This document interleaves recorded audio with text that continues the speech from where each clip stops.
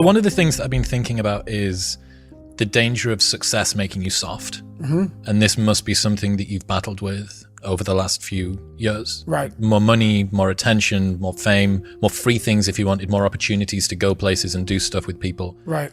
How have you dealt with this battle of success not making you soft? You have to cap it. You have to learn to cap success.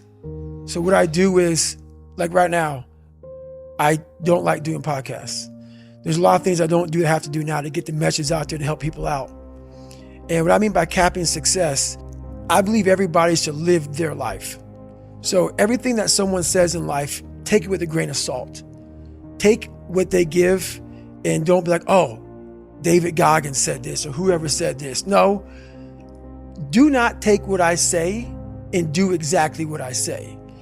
So for me, what makes me who I am, because my mission is very different than yours or anybody else's, I have to go into a situation knowing, okay, I'm a guy who wants to make people better. For people to get better, I have to continuously get better myself. For me to do that, I can't just say, oh, I have this resume, the resume is there forever, I'm good.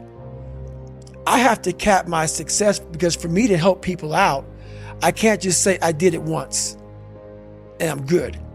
I have to continue to reinvent the wheel of the mind and figure out more and more ways for you to pull. Because if I have a cookie cutter message, it may hit 5 people out of 25. You just failed. My message needs to be in a way where I can hit all 25 people. It needs to be broad enough to where all 25 people may not like the message, but they're getting something from it. And that is evolution. You must continue to evolve. And you don't evolve, for me, in my job, unless I cap myself somewhere and say, okay, you made this much money, get back to fucking work. It's time to get back to work.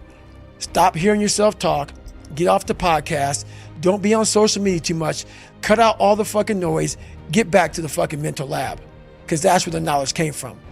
So for me, I must cap myself so I can come back with better, more unique knowledge versus all that cookie cutter knowledge that's out there. That's why people buy the books I have, because it's not cookie cutter.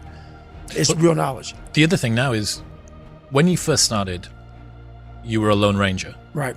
Nobody really knew who you were outside of some obscure endurance places and half-heard truths of these weird myths. Right. But now you've got people's expectations layered on top as well.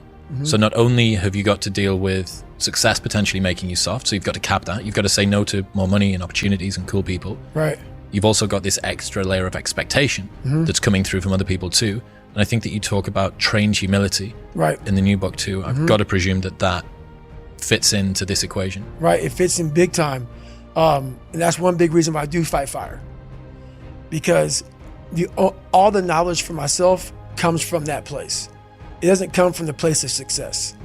My knowledge does not come from the place of, because for me, I built Goggins from the ground up. I was born David Goggins. David Goggins wasn't good enough.